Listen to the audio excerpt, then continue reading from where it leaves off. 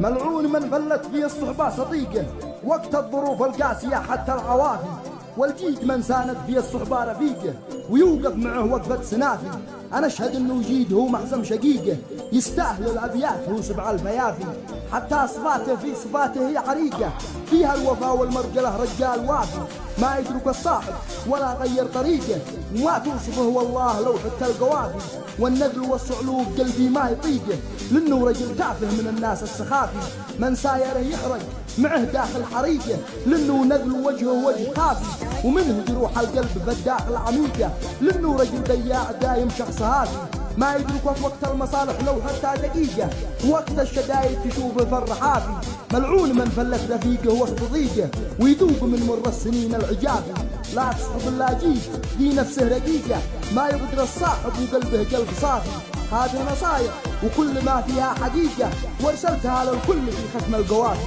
وارسلتها للكل في ختم القوافي.